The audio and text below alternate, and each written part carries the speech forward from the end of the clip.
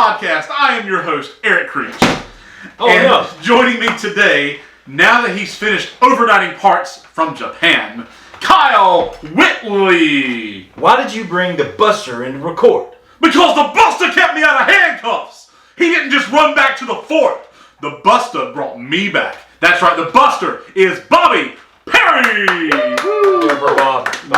Representing from Beards and Boosted, just because we're awesome friends. Thank you for having me. We're glad that you're here. Now that we've blown up everyone's eardrums, 42 seconds in, or actually it'll be longer because the theme song goes on a little while too. Yep. So, but we're excited to have you joining us in studio today. We have half of you here on the Facebook Live feed. You have to kind of lean into that. YouTube. It's going to be on the YouTube, though. It is going to be on the YouTube. See, Bob's getting the hang of this. Yeah, over here. He knows. Yeah. Well, that's why he's the Buster. So, welcome, Bobby. Kyle. Yes. How are we this week? I'm doing well. Cool. I've walked 3 miles every day so far. Good. Starting with Monday, I did. Good. And I'm drinking 2 to 3 liters of water. Why don't you just get a large for me?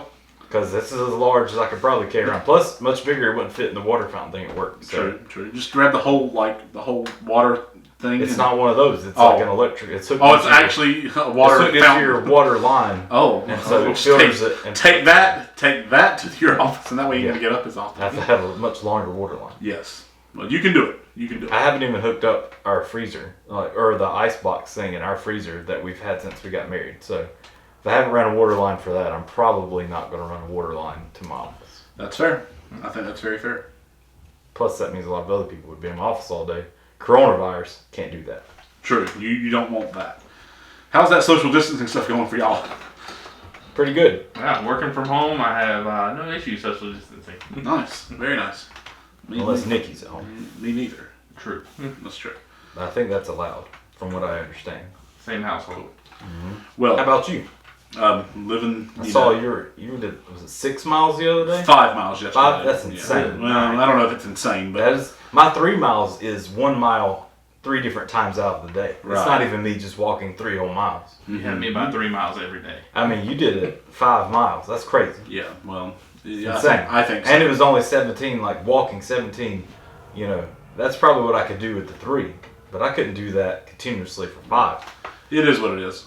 Kevin's here though. He heard us talking about walking. Yeah, he's like, miles, and he's like, let me get in on this conversation. Show us up. I literally have a treadmill sitting beside my work computer at home. I know. You sent me a picture to show me that you got the treadmill. How excited you were, and you haven't used it. No, we've been renovating, painting, and I finally got the room straightened out yesterday. So, just so if you didn't know, folks at home, we are part of a weight loss competition currently. Yes. The 3 of us. Erica, Nikki as well, Kevin Strickland, and then Jade and Jonathan Butler as well. Yes. And so we're working hard at this. It's whoever loses the most body fat percentage. Or weight percentage. Weight percentage. Not doing body fat. Weight that's not going anywhere. So yeah. But yeah, body or like weight percentage at the end of the month. So I'm excited for this. This gives me a reason to actually eat healthy.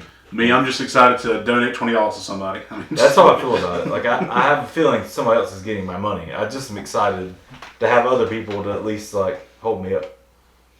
What does that say? That's Jonathan. He says he's going to win the weight loss challenge. What up, Bob? Oh, what's up, Jonathan? I can see Jonathan winning just because he's hardcore like that. He's competitive. Very where I feel like if it comes down to the last week and he hasn't lost enough weight yet, he's just going to start like punching himself in the stomach to throw up over and over and over. He would not eat the last week. No, he'd go a whole week without eating. He'd be like walking, carrying his son, or carrying, maybe he comes and gets the motor out of your car, just carries it around the block. Yeah, good luck with that, buddy. I don't even need it. You can have my $20. 100%. That's how I feel about it. I have a feeling he's taking my money. But well, we are excited to discuss the Fast and the Furious today with this episode. Mm-hmm. But before we do that, this is the little thing I mentioned to you earlier. This is the call to action. Okay. Please, if you have not already, subscribe to this podcast. We are on Apple, Spotify, Google, Stitcher, iHeartRadio, TuneIn. I mean, any major podcasting platform. We're on all of them at this point. Yep. Make sure, we're also on YouTube, by the way. Those of you who are watching on YouTube know that already. Make sure to search for What Media. All one word!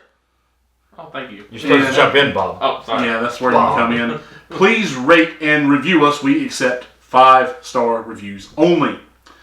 Also, go ahead and follow us on Twitter at WTW_media. And of course on Facebook and Instagram, also at What Media, all one word. If you like this episode or any of the other 46 episodes in our catalog, we're almost to the big 5-0, by the way. We got to do something special for that one. Well, we'll see. We have another request. If you like the show, please share it with at least one friend. Tag us on social media, and you'll get a shout out the next time we record. On today's episode, we are discussing The Fast and the Furious. That's why I'm dressed like Vin Diesel. You're laughing way too hard at that, like unironically laughing at that. It's one of those things because if I didn't know it, I would just say you look like Eric. Well, but when you say you're dressed as Vin Diesel, I see it. Fair enough. So it's not like, I don't know. It's not even hard to imagine. I'm picturing Vin Diesel with your beard. So That's true. That's true. That's what what Eric at that point. That's why they delayed the movie until like next year. Yeah, so they can grow a beard. they can put me in there. That's right. Oh, well, that too. I guess that's easier. That's much Is it easier. easier for Vin Diesel to grow a beard or for Eric just to fly out and pretend to be Vin Diesel? I think it's easier for me to pretend to be Vin Diesel. You saw my impression earlier. It was spot Ah. on. Today, The Fast and the Furious. Here's a huge spoiler warning for those of you who have not seen The Fast and the Furious, which came out in 2001. We will be going deep. Deep dive! See, Bob's joining in there. He's getting the hang of this. While The Fast and Furious is our primary focus, we are possibly going to be discussing details from any of the other 8 films in the Fast and Furious series. Now, I say 8 because I'm including Hobbs and Shaw in that as well, but we probably won't be talking about Hobbs and Shaw. But it's in there. So with that in mind, ask any podcaster, any real podcaster. It doesn't matter if you record in a second or an hour. Recording's recording. Let's get on to our basic information about this movie. The Fast and Furious came out in 2001. It is a crime action adventure film directed by Rob Cohen. It follows Brian O'Connor, played by Paul Walker, who is an undercover cop tasked with discovering the identities of a group of unknown automobile hijackers led by Dominic Toretto, played by Vin Diesel. The development for The Fast and Furious arose after Rob Cohen read a Vibe magazine article in 1998 titled Racer X, which detailed the illegal street racing circuit operating within New York City. This movie was released in the United States on June 22nd, 2001. It was a commercial success, grossing over $200 million worldwide. It soon launched a media franchise and a series of 7 sequels, starting with Too Fast, Too Furious in 2003. Kyle, tell us what happened in this movie. I don't know. The way I don't know. You caught me off guard there. I had something. Did you expect me to just? I had something else kind of like on my mind, and so whenever you just like, tell us about the movie, Brian O'Connor, which you talked about, who pretends to be Brian Earl Spillner at the beginning of the movie, infiltrates. He comes up to such a serial killer name, by the way. He shows up to a street race. He's ready to battle it out with the people there, with Vin Diesel and everybody else, and he puts up the pink slip for his car. He loses the race. Somehow he becomes great friends with Vin Diesel and company. He gets arrested. We find out that he's actually a police officer undercover. From there, he continues to try to figure out what's going on. What's really happening here is cars are hijacking transfer trucks. Yes.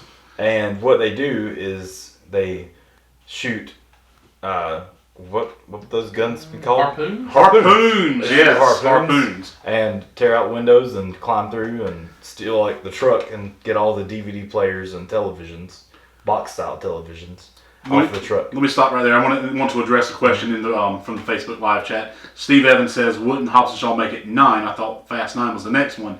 I was saying we were discussing details from any of the other 8 films. So this movie being 1, then the other 7 plus Hobbs and Shaw makes it the other 8. So that's how math. That's how math works. So yeah. Anyway, keep going. But I remember I started working with a company. I still work there at Airflow, but we had truck drivers there, and I always thought, okay, sure, this is pretty unrealistic. But I was talking to some of them, like whenever I first started working with them, and they were telling me all these stories of, per se, like there was a truck where like they were pulling through neighborhoods, and this guy, I think he was close to New York, or either Chicago or New York, and he was leaving. And he said, as you pull out, you're going to see a bunch of stop signs. When you see them, just keep going. Don't stop at them. And he's like, whatever, he's pulling out. Well, as he's pulling out and going, he's starting to see these people kind of, as he gets close to the stop sign, they just come out of nowhere trying to like jump on and get his stuff. So he just keeps going, and all of a sudden they start running after him like they're all like he's trying to get attacked over here on the street.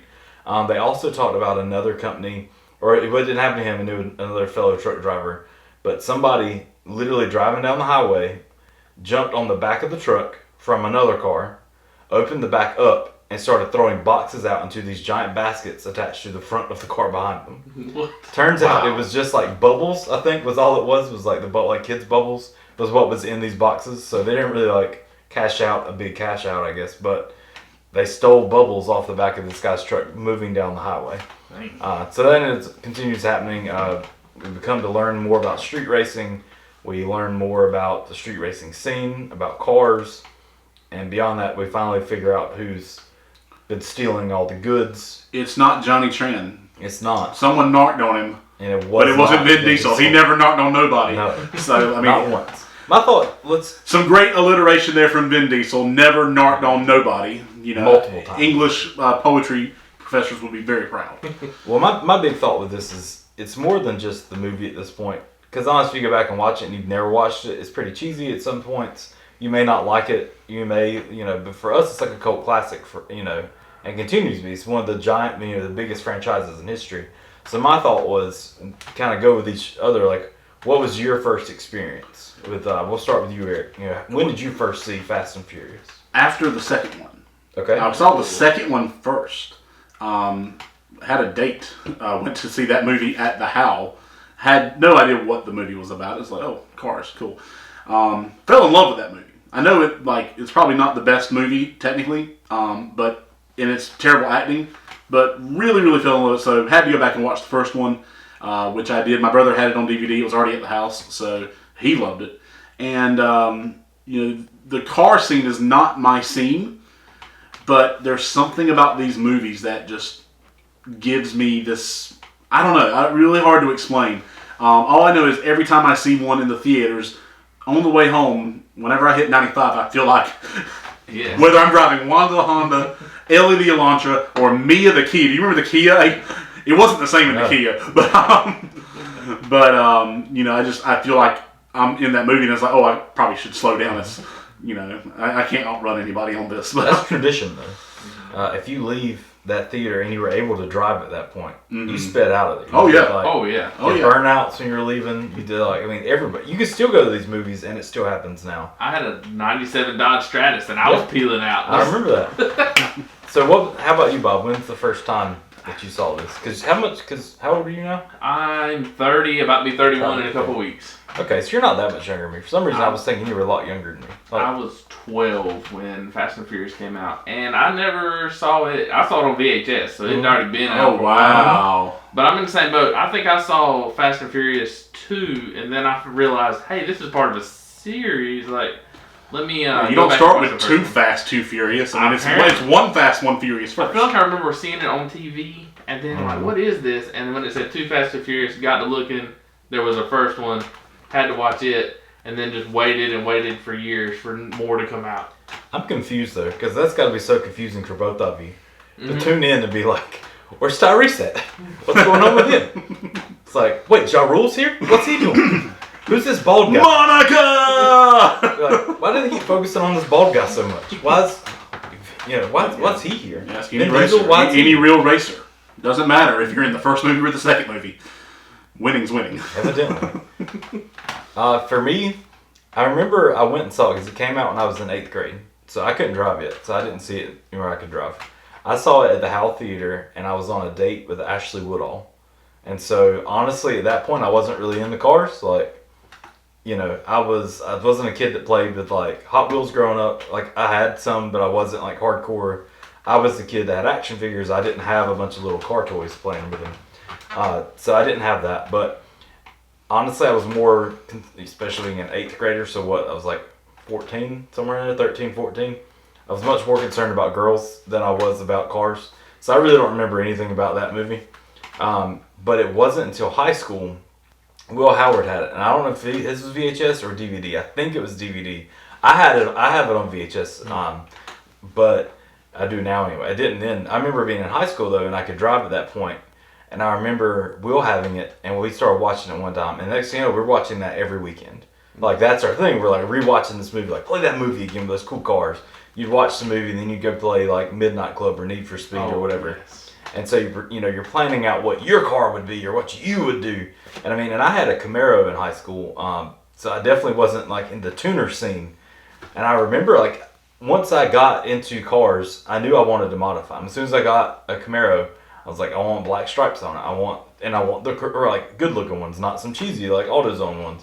And like I didn't know a ton more about stuff, but like I had this whole from Fast and Furious. I was like, I want this lip kit on here, and I want these wheels, and blah blah blah.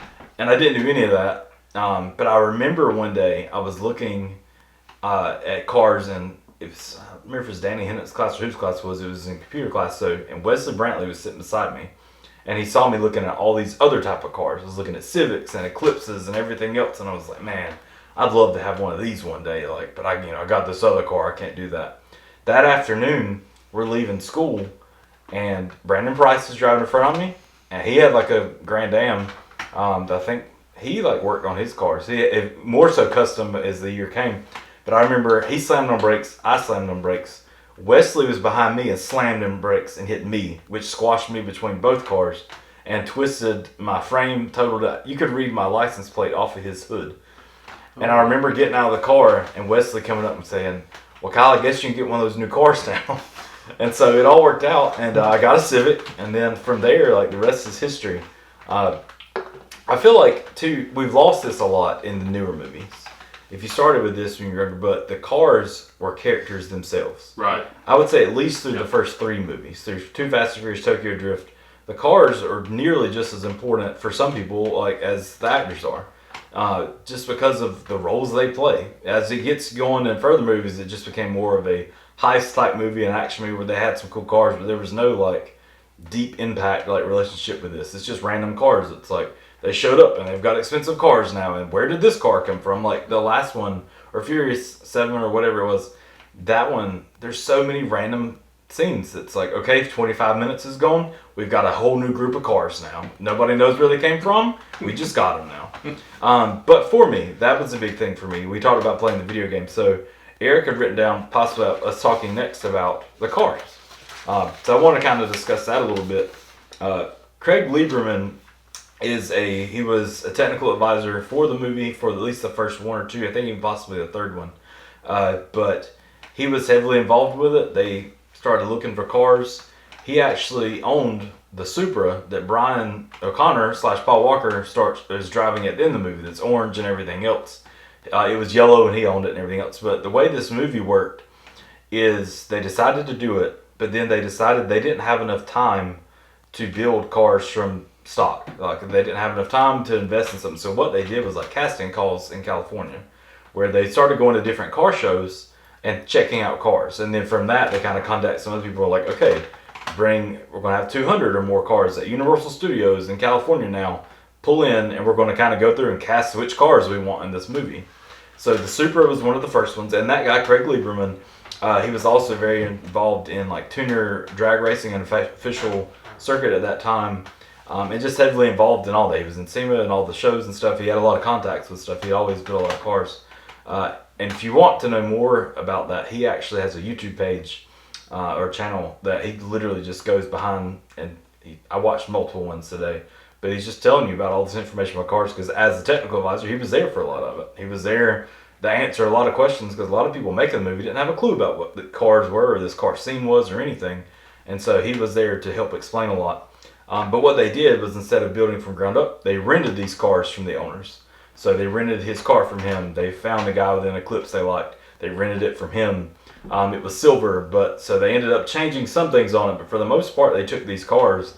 They may have changed the paint on them, done a little bit here or there. But for the most part, they just took that car as it was, and then had 4 to 5 or 6 or more other cars that they built to match that one. And if you don't understand that, when they make car movies like this, they have the one car that's the hero car, which is the absolute nicest one, show quality car, everything. They've got another one that's pretty close to it, and then there's multiple stunt versions. So they've got like one really nice one that's perfect that they or baby it, don't make sure anything happens to it. Then when they come to the other cars, things happen with those, and they can get tore apart and fixed back up in an hour or two and put right back in the movie. So they do that for every car that you see for the most part. There's multiples of those cars. But I don't know, for me, same way, well, Bob, what grabbed you, or Eric? Well, hang on real quick. I want to address a couple of comments from Facebook. Sure, yeah. I know, let's see, because I can't read it from here, but I know the last one, it says, "Hey, friends, who's that cutie in the corner? Let me get his number." That's from Nikki Perry. Nikki, my name's Eric. Oh, wait, you're talking about this guy. Okay. Sorry, my bad. And then we had another question. I'm going to try to pull it up real quick, too. Sure. All right. Couple questions. Jonathan said the Ford Lightning that Brian drives was the best vehicle in the first one. He said he almost cried when he hit the curb. Just want to throw that out there. I believe this is Bruce Jernigan. Brutus Maximus Jernigan. Yes, Bruce Jernigan. Why didn't they ever stop for gas in the Fast and Furious movies? You know what? I don't have an explanation. We don't have an explanation. Anyway, what was the question?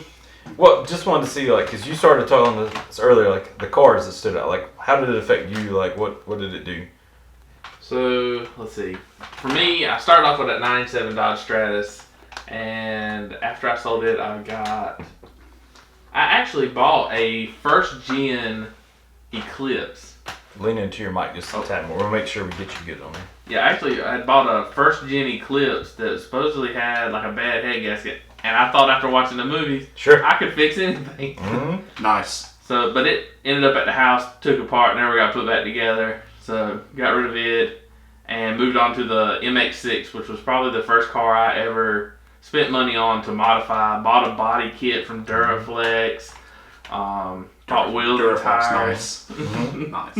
Yeah, wheels on it. I do remember that. It was the first manual car I ever owned. Nice. So that's a funny story, because the same way the Civic that I got was a manual.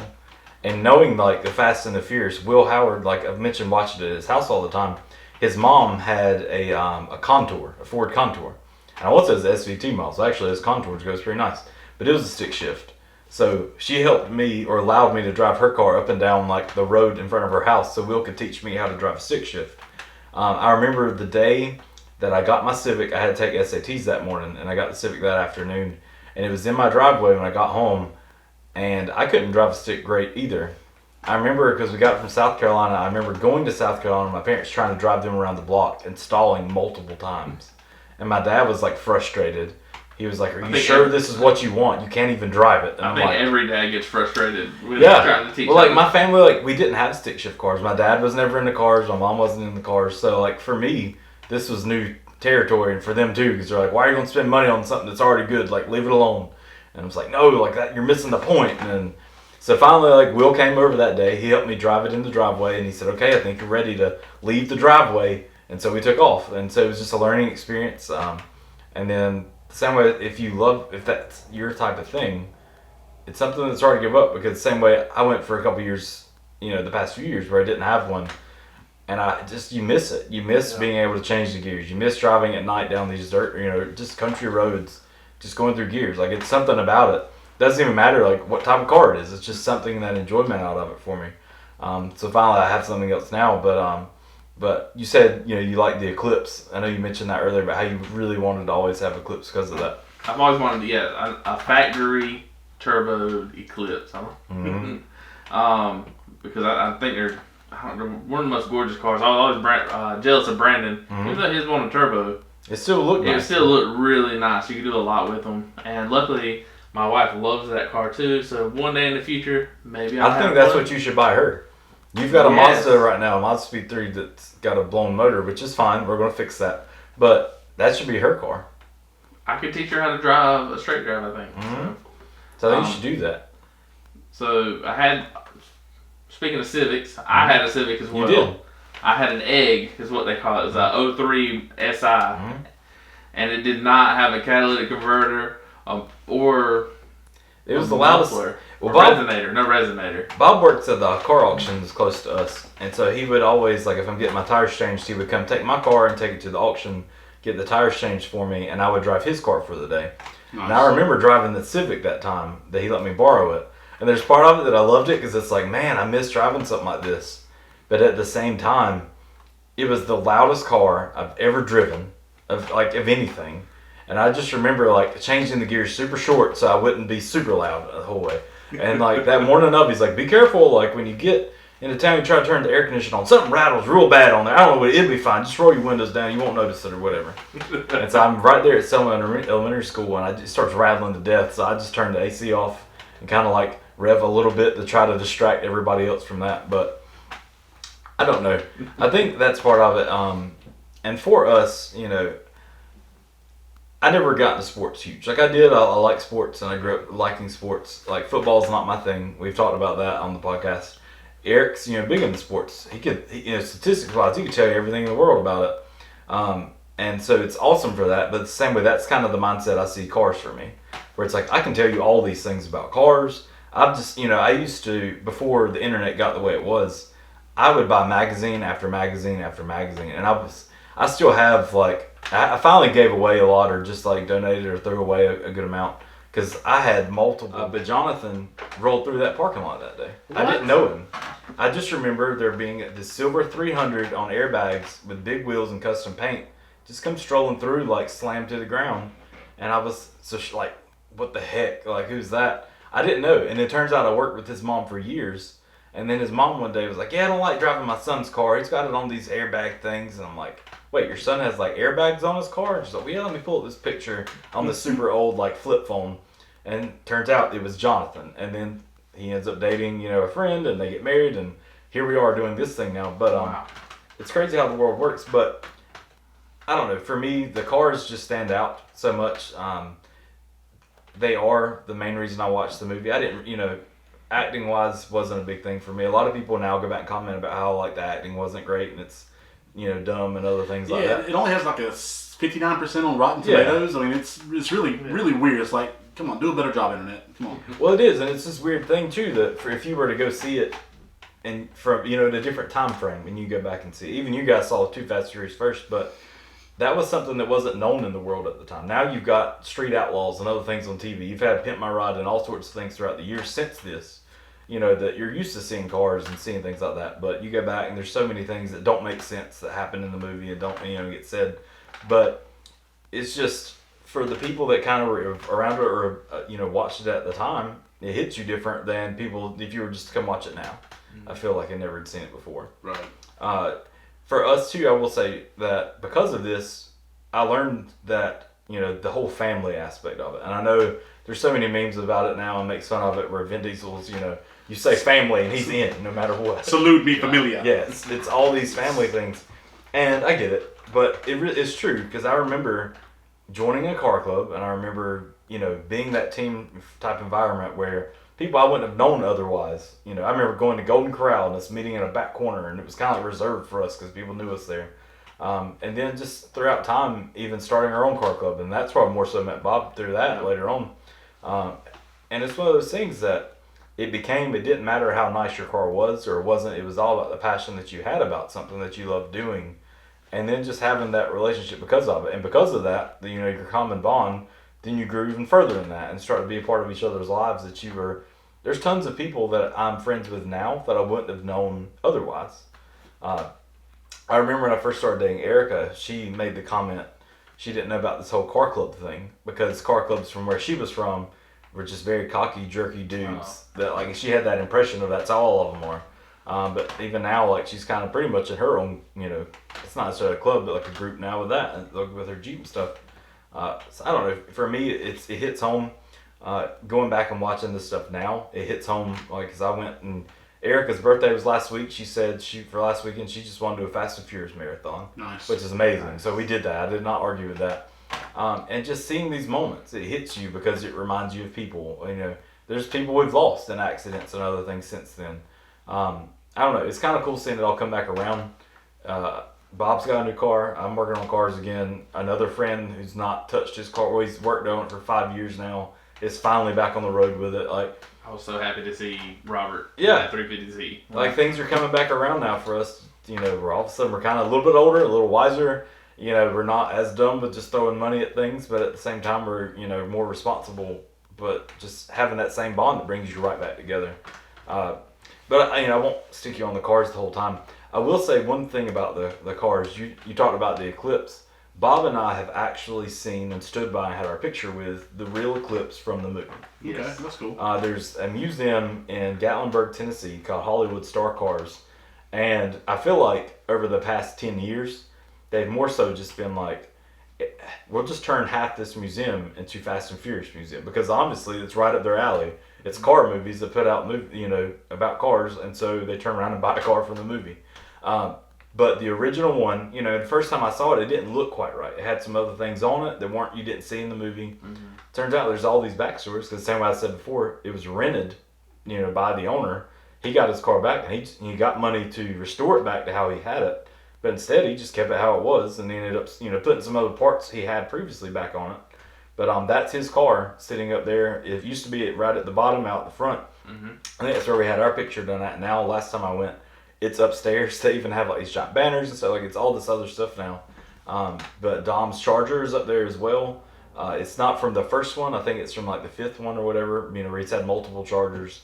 But a lot of the GTR that Paul Walker drove in the very last movie he was in is down in the front. My wife and I got our picture taken in it. We like spent the extra money to sit in the car and have our picture taken. Like, that's framed at home.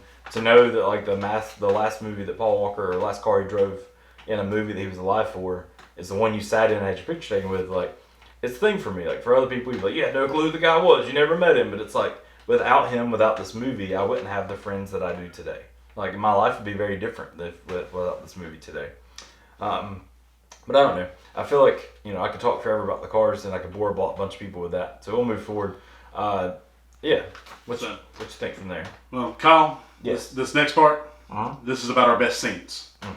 Bobby is going to be running 3 Honda Civics with spoon engines. And on top of that, he just came into Rickie's and he ordered 3 T66 turbos with NOS and a Motec system exhaust. What do you got for our best scenes? I just wish I would have known a long time ago that Rickie sold parts. Yes. Yeah. It'd be awesome. I've worked in his shop, but I never knew he sold parts. Well, they're all for sale. Every part in there is for sale. So. For me, well, let's go somewhere else. Bob or Eric, y'all start. I've been talking forever. Bob, what's your best scene in this movie? Whether you win by an inch or you win by a mile, Winning's winning. That was my go-to quote every time we talk about one of my favorite scenes is that first race between Paul and Ben, or Dom and Brian. Just as an introduction to what street racing looks like. You get your great Ja Rule cameo there with the "No, Monica!" You know, you get the whole scene beforehand. You know, Hector shows up. He's like, "Yeah, I got a last name too, but I can't pronounce it."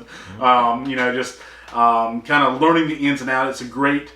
You've already met Brian. You've already met Dom at that point, but then you get to see them where their element actually is. And so for me, that's my favorite scene in the movie. I just love the fact that his floorboard disappears. Yes. I'll talk about it in just a sec. Like, that was honestly probably my favorite too, is the racing scene, because that's my first introduction. The same way you're talking about, first introduction for a lot of people. I know there's people in the car scene that kind of got annoyed with like all the people from Fast and Furious that all of a sudden now are in the cars that weren't before. They're kind of like stepping into their world or whatever. But for me, that's exactly what it did. Fast and Furious got me into cars. I didn't realize that people went out and raced and did these things. I didn't realize, you know, neon lights and body kits and all this stuff that you saw. But for me, seeing that race, that's the thing I'd see at Will's house and be like, let's rewind that, watch that again. Let's watch this race part one more time.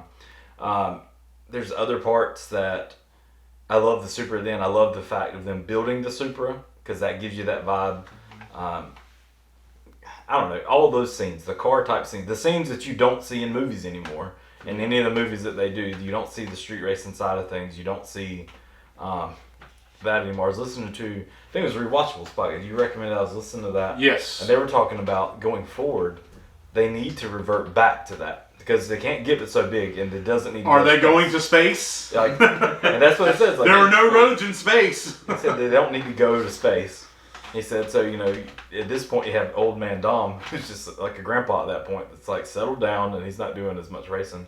Somebody also talked about him being, doing a prequel to show Dom in prison. And he'd be out there in the yards running like foot races, like to see how that would go. You can see him putting together like the weightlifting equipment, and he ends up building his own car inside the prison. Yes, I can see that. It's like, what kind of wheels you running? I'm running the 25-pound weights here. That's my wheels here. We got some comments going on there. I can't quite see them. We'll get to them. But for me, that's the best. For the worst scenes, I don't have a scene for me that's the worst. I just have things that definitely don't hold up. Like, right. Well, this is not necessarily what's the worst scene. What Sure. is aged the worst? For me, right now, when Dom says you can have any brew you want as long as it's a Corona, that has aged terribly in the last couple of months. That does not age well at all now.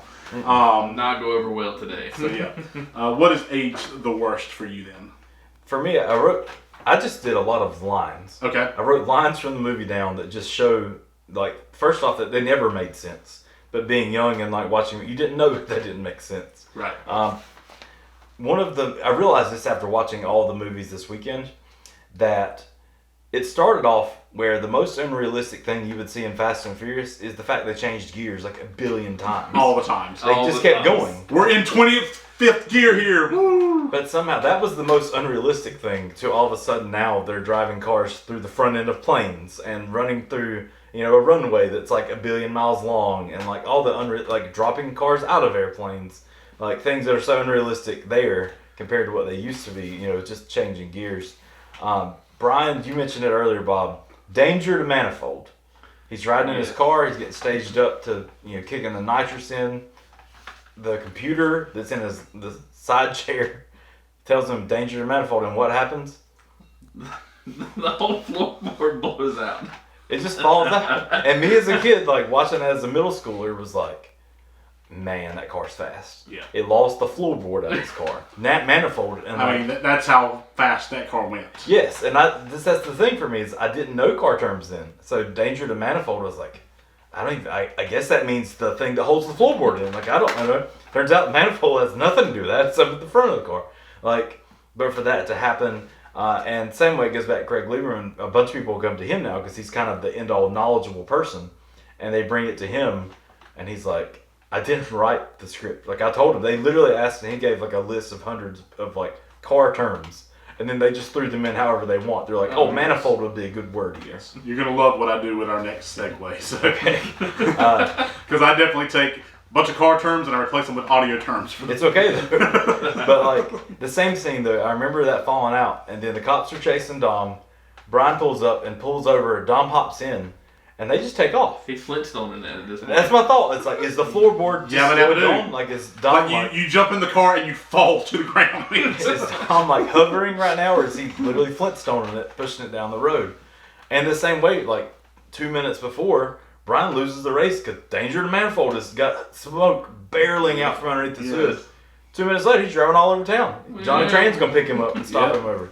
There goes that 10-second car. So. Another thing is nitrous oxide is often used by the drivers in Fast and Furious to boost their engines. Use NOS. First off, it doesn't affect it the way it looks like it would. You don't all of a sudden go. I've seen this happen. You press the button and then boom, you go 0 to 500 in like a second. I just want to know if I ever add nitrous to any of my cars, I want like a little thing when I hit the button. Arnold Schwarzenegger. Or maybe have it on your steering wheel. Yeah. Yes. I want to hit it and have another one that I hit that Arnold Schwarzenegger is just like, it's turbo time whenever I hit it to take off with it. But no, like that's in the movie. A bunch of have that. There's multiple. It's happened once in this movie, and it's been seen in other movies where all of a sudden the car gets shot up. Johnny Tran and his cousin Lance with the leather pants steps up. They blow the car up. They shoot it up. Dom looks at Brian. No! It explodes, blows the whole car up. Turns out that doesn't happen. Nitrous oxide. They just leave it there too. Yeah, nitrous oxide doesn't blow things up like that. It turns out it's just forced oxygen more into the motor. It's a little bit about it, but the same things. If you add it to a fire, there'll be more fire, but it's not going to explode in the way that it does. Let's see, even in the line we just talked about, how Hector's going to pick up a Motec exhaust system. turns out they Spoon engines as well. Yeah, Spoon Engines is actually a thing. Spoon, and I didn't know that until later. Spoon Engines is a company in Japan that makes these with NOS super highly modified Hondas. But Motec made like computer programming and tuning. They didn't make an exhaust system, but I actually Googled it last night Yeah. trying to find a Motec exhaust for my Mazda Speed. Didn't come back with any doesn't happen. results. Doesn't Didn't happen. come back with any results. it's a fun thing though too because you watch this movie and you loved it and you're like, man, this is so great.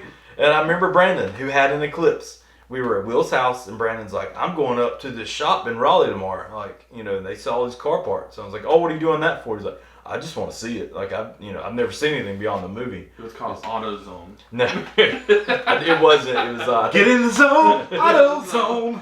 That would be hilarious. From this movie. But I think it was Phantasm from back in the day. And I remember him going, and he was like, I'm going to ask him about an exhaust for my car. He's like, but I don't know what to ask for. I don't know any name brands. I was like, just tell him you want it to sound like the Eclipse from Fast and Furious. And for me, like, being at that age, you just thought that was right. Versus you can imagine Brandon rolling up to people that work on cars, highly modified cars all the time. And he's like, I want my car to sound like Fast and the Furious. They're probably like, just leave now. You're embarrassing yourself. Stop. And turns out the same way I always wanted to know, like, man, that sounds so cool. Even like Jonathan got a blow-off valve on his Turbo ST now where it's like, tsh, whenever he lets off. There's something about that now. You want it because you heard it in these movies a billion times. You're like, I want to hear that sound. Mm-hmm. But turns out a lot of the cars, I think the Eclipse was a combined, it's like a CRX Turbo and an Acura Integra. That's the exhaust noises that they use. Same way for some of the other ones he talked about. They mixed in animal noises and multiple other samples from cars to get the final sounds that you got in this movie. That's insane. Same way, I'll finish it up real quick with that. Final race when you have Dom in the Charger and Brian in the Supra at the stoplight, and when it turns green, they're going for it. Well, they take off. First off, Dom's car launches a giant wheelie. At the same time, his tires are smoking. Turns out it doesn't work that way. No, that's not The science. only way that it's going to lift up the front of the car is if he's gripping the ground so hard that it lifts the front of the car up. So he's not spinning tires and going at the same time. The same time he's driving down the road, all of a sudden you hear this clink noise, looks down, it blows a rod straight through the block, and instead of it doing like Bob's car and locking up and just dying, he says, nah, I got another gear. He changes the gear and keeps going and almost wins the race with a giant hole in his block. It was 7 other pistons right there. Yep. So either way, stuff like that, it's, for us now, I think it's just something funny to look back on. There's so many lines in this movie that you can just quote nonstop. I went over to help you look at your car that one time. You were talking about popping the hood, and you're just like, pop the hood, pop the hood, pop the hood. Like, just, it's so quotable. You want to be finding out the hard way, huh? Yes. I don't know. There's so many things about that, and there's so much stuff that doesn't make sense, but I still love it. But I don't know, Bob, you got anything else? Eric, I know I'm so excited. It's one of my favorite things of all time, so I get excited. I think what I loved most about the movie with the cars is there was different makes across the way. Volkswagen, Toyota, Mitsubishi, Nissan. Dodge, Nissan. Well, you've always been Ford. You've been a Mazda guy for I as long have. as I've known you for the most part. I remember this movie. I didn't know what Dom's car was. The RX-7 that he's driving in that first street race. I didn't know anybody that had an RX-7. You didn't hear about them, at least not in general public a lot. I didn't know that there were these awesome cars. I remember Brandon Evans was the same way. He was like, I don't know what that car's driving. Do you know what it is? And at the time, my dad was driving a Ford Taurus, and he's like, well, the taillights kind of look the same. I think it may be driving a Ford Taurus. I figured it out. I'm like, no, he's got 2 doors. It could be a Ford Taurus. Turns out it's an amazing car, and we're comparing it to a Ford Taurus. But that's all we could think about. I don't know, just not knowing things. Yeah. Right. And like you said, we didn't have the internet that we have today, so There was no Wikipedia. A lot of in it was 2001. open. We had encyclopedias. Yes. it was a lot of hoping that it was in a magazine somewhere. You're talking about RX-7 from Fast and Furious, and y'all over here talking RX-7. I'm just right over my I would head. still love to have one. I probably would too, but I don't know what I would have. So. Their motors scare me, so I would put an LS in it. God have the world hate me. Yep. Either way, I don't man, care. Eric, I almost had you. You almost had me. Yeah. You never had me. You never had your podcast. Granny shifting, not double clutching like you should. You're lucky that 100 shot of NOS didn't blow the speakers on the intake. What? You almost had me. Now, me and the mad scientist got to rip apart the block and replace the microphones you fried.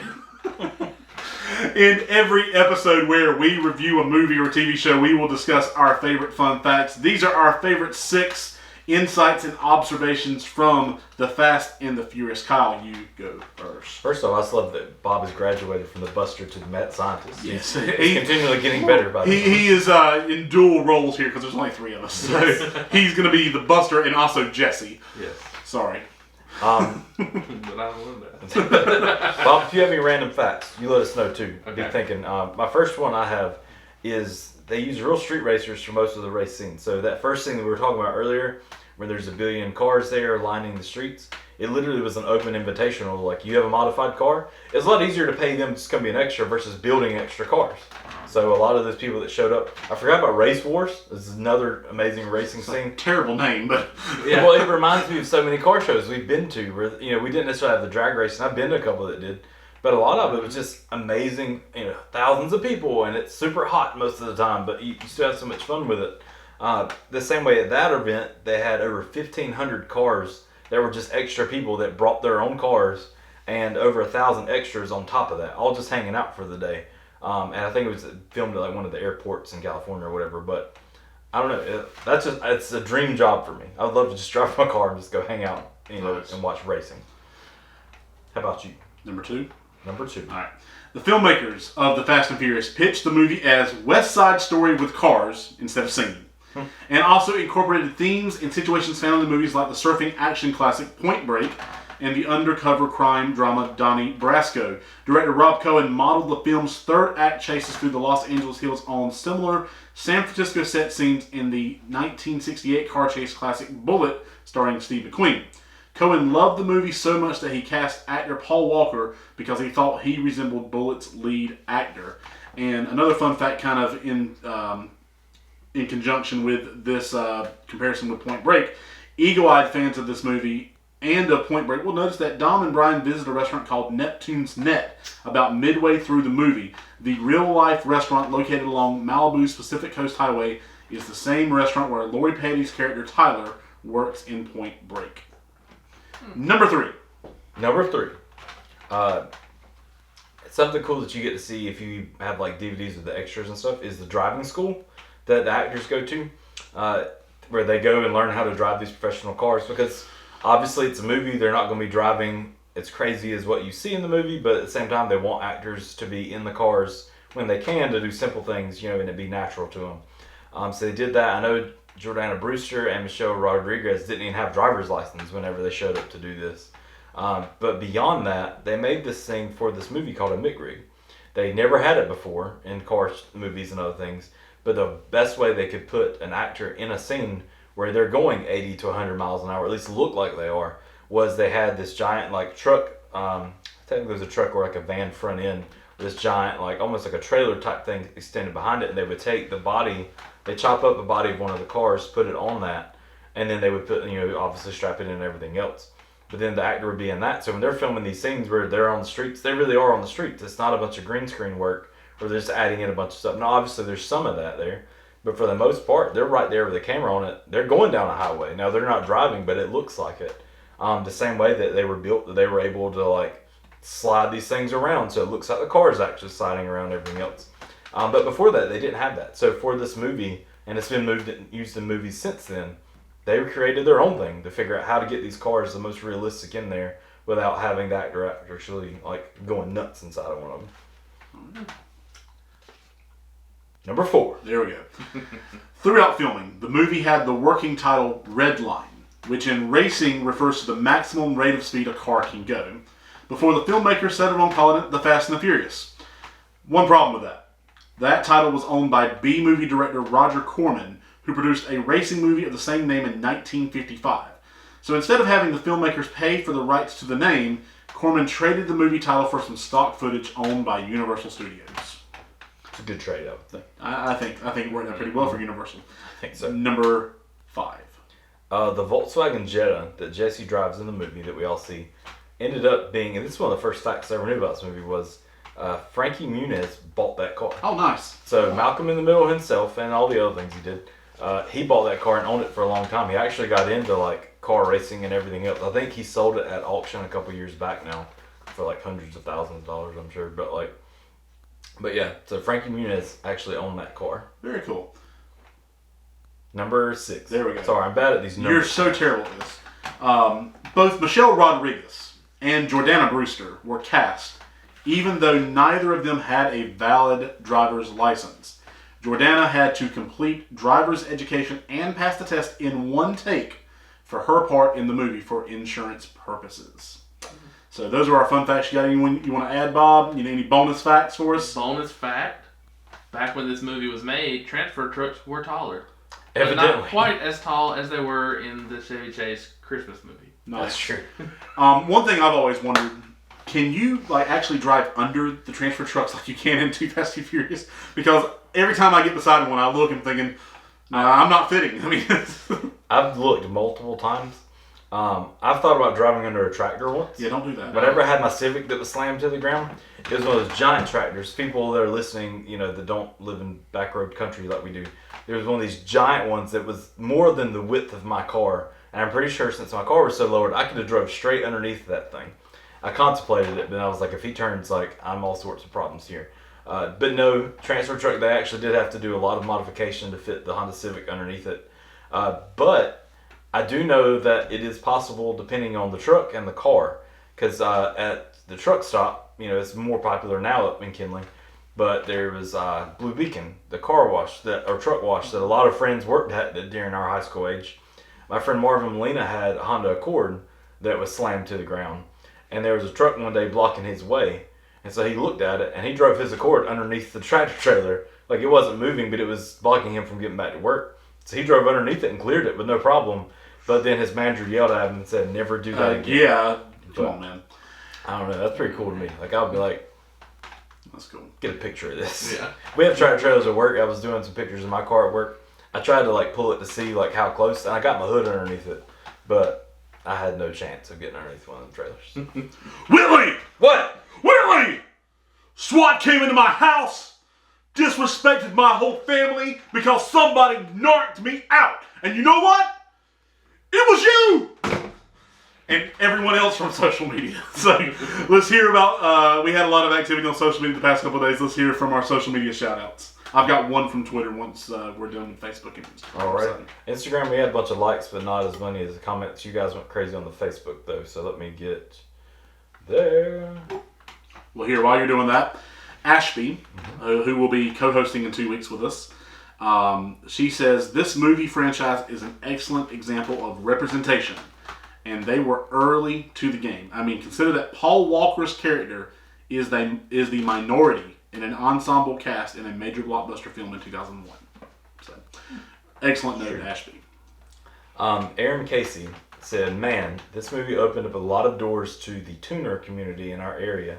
I made a lot of lifelong friends through these car meetup and parking lot hangouts. Such great memories with great friends.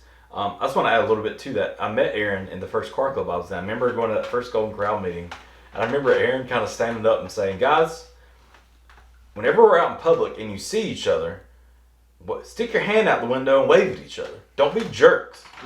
He's like, if we're a part of this community together and car club together, we should be friendly with each other. So if you see each other, wave at each other. So that always comes back to heart, man. I know that can sound cheesy to some people, but for me, that's something that always sticks out in my mind. That, like, I love this, and that it was a part of that. In the same way that we were watching Fast and Furious the other day, and Erica was talking about, I don't remember if it was Tokyo Drift or which one was. They were all just hanging out in the big parking lot. And she's like, man, that'd be cool if they could still do that or whatever. And I was like, well, that's what we used to do. Like, every weekend, we'd be out there at, like, Goodies or Belt's parking lot just hanging out. We had a relationship with the cops where if we didn't trash the place, we were okay to be there. And then same way, when Bob came on that car club, every Tuesday night was Mucho Mexico night. So we would always go eat at Mucho Mexico. The whole car club, whoever could show up out of it, extra friends or whatever. That's where Taco Tuesday started. Yeah, for us, it was a to-go-to thing every week. They had a big table waiting for every time 20 of us to show up every Tuesday. And so I always hated to think, like, when we stopped, like, how disappointed they were, like, with their giant table. They're just waiting. Did they one day make the table and we didn't show up? I'm thinking it did, because we went all the time, and then we just kind of stopped. But well, to be fair, everyone kind of stopped going. That's in true. Mexico. I mean, because then La Casino opened, and then San Marcos opened. So I mean, it happens. yeah. But we do that, and then we go back to Brandon's that pro tent. He worked at a tent shop, and so we'd all hang out there and play random things like volleyball in the parking lot. Ripstick, roller skating. Yeah. All right. Joseph Raymaker said they never should have made a sequel, which he was the one. I disagree. He was the one strong opinion about. I disagree. I love the sequel. But I can get that. It was cool reading some of these, and I'll get to that. Buddy Saul says that was probably my favorite of the series to act in. JK, haha, man, I thought I was Brian O'Connor after watching that movie. Nice. He put a picture in of him from that time period where he looks honestly a lot like Brian O'Connor. Right. And has a 300ZX where he's posing in front of. Travis Enzon, who was a part of our car club back in the day, says, love this movie. I remember going to watch it in the movie theaters and not being able to sit down because all of the seats were full. Me and Matt Starling and his brother Chris Enzon and a bunch of friends went and watched it. Great times. The parking lot was full of people doing burnouts afterwards. Nice. That's a continued thing. Yes. And I mentioned to him in a comment back because, like I said, I didn't know about cars growing up. But his brother had worked on Hondas and everything for the longest time before this because his brother's older. So I can imagine such a different experience going to a movie theater and seeing part of what you've been living already. Ben Dees said, awesome movie, never cared for graphics all over the car, but still enjoyed seeing the passion that went into building each of them. But one thought I always had was what made everyone think that first drag race was going to be close with the 4 cars that were in that race. Right. With the RX-7 obviously being faster. Nos Kyle. He, I don't know what he's doing now, but he was a good guy. I enjoyed being there. I know he had like a 240Z that his dad and him had built, where it had like a Mustang motor in it with nitrous. It was supercharged. I think he may still have it. I don't know. He had multiple cars though between him and his dad. But Brandon Douglas, another member that was part of our car club from back then. And funny thing for me is by the time that I met Brandon Douglas, he's years younger than us, and we were already involved. We had a car club going. Brandon was 15, sending me messages on MySpace, being like, hey, where do you guys meet up at? Hey, where do you get your parts from? He literally had been working since he could get a job, save up, he bought an Eclipse, and then he had a garage where he just kept buying parts. So that by the time he turned 16, he already had a modified car. But that's what he lived for. He loved working. He ended up working in his speaker shop and everything else. He's an engineer now. But meeting a 15-year-old that worked that hard to work on his car, it was just an amazing thing for me. He said one of the technical advisors, Craig Lieberman, which we talked about, says has his own YouTube channel, makes videos for each of the main cars. He goes over where they came from, actual part list, how they got the sound stunts. It's pretty cool. And actually is Robert Nilles. Nilles, yeah. I've heard of that place. He was in the car club with us too, and I called him multiple things until he finally said it one day and realized I was been saying it wrong the whole time. He mentioned that he loved Craig Lieberman's YouTube channel, and watched with every other video. He said a lot of stuff I didn't know about beforehand that he talks about. Adam Sutton also grew up, was in, his family was into cars all this time. His dad had a 69 Camaro. His family, they raced go-karts. They were the family that raced, had Hot Wheels and stuff, more so than action figures. For him, he said how cheesy it was. I still love to watch it though. I watched it Monday, laugh out loud. Vicente Rodriguez was part of a car club I was, or at least around when I was with one too. Because I love how it all started. It reminds me of my Honda Accord. Boy, I used to think I was fast shifting through those automatic gears. So that little F22 engine did well. I remember those sort of things. And I responded. My Civic wasn't fast, but you thought it was when you were driving out in the country on them like stick shift flying through. I remember racing Brandon on the back road one day and just thinking like, oh man, my car is so fast. When really it was not. Funny thing is, Vicente now has a R35 GTR, so it's cool to see his passion continue as well. Josh Lee, another member of our car club, says family. He evolved from the first one I was in into this one. I met him because of that, and continued on to know him because of that. Josh Sutton, Adam's older brother, said I saw it for the first time at the Atlantic Beach movie theater. It wasn't my thing, but I was amazed at how many people it brought into the streetcar scene. Like it better now because of the memories it brings. Josh is one of the guys, I remember rolling up to a gas station one night, and Josh was there in his Z28 Camaro that was highly modified with another couple people and a Civic as well. And they were all just hanging out there because they had just been coming from some street race that they were a part of. And it's like, oh, wow, this is actually real. Like, it's not just something that, like, we dream up. Brandon, instead of commenting, he just posted pictures of his clips, which is about all he needed to say. Yeah. Erica, my wife, said, we still work on cars like Dom and Letty Babe. Makes me miss Shattered Concepts crew and all the Mexican Fast and Furious movie dates we would go on. For me, it's about the memories and family and car culture. Paul Daughtry was part of the club of friends with Travis and his family. Said miss it too. He posted a picture of his Civic. Brandon finally did comment and said maybe one day in the future we can at least have a good hangout spot to go to. He also included a gif of Mr. Bean, so maybe he's hinting at something there. And then Mike, I can't remember his last name, posted and said, I wish I could get on to it, too much to do with today. Mike used to host a lot of the car shows that we would go to. Rolling Riders was an organization he ran that we would go to all the time. And so he played into a big part of it. The first car show I went to was one of his shows. So I don't know. You don't see it as much now. You do still have car events. You have cars and coffee now, which honestly I prefer. I don't care about trophies. I'd just rather go hang out with people. But yeah, that's all the social media that I had. I think Chris Rode also commented and said he didn't really like these movies. He didn't really care for Fast and Furious. Yeah. Funny thing is, I remember this, like, Chris had a Camaro and hung out with us and watched these movies at Will's house. And I want to say he saw the second one with me. I think he was there, you know, like in the group that we went to go see Too Fast and Furious with at the house, because we were lifeguarding at the time. Mm-hmm. So too fast for Chris already. Apparently. All right, friends, we're done living life a quarter mile at a time. A big thank you to Rickie Liles, our producer, and Bob Lee Swagger, Bobby Perry over here for joining us today. Glad you could join us for this discussion. Hope you enjoyed it as much as we did. Next week, we are scheduled to discuss the first season of Survivor if Kyle will do his homework. You ever seen Survivor, Bob? I've never seen Survivor. You've had 5 months. I'm watching a lot of YouTube. I'm just saying. You're going to have a favorite episode, favorite castaway, favorite whatever. I mean, just like we do for all TV shows that, you know, I had to watch a Goofy movie. I had to watch the heavyweights. A Goofy movie? He's getting aggressive over there. I had to watch all the stuff you wanted to watch. You're going to do this for me now.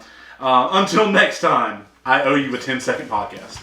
Start banging on this table again. Stay as cool as the other side of the pillow, and we will see you next week on the What the What Show. Bye!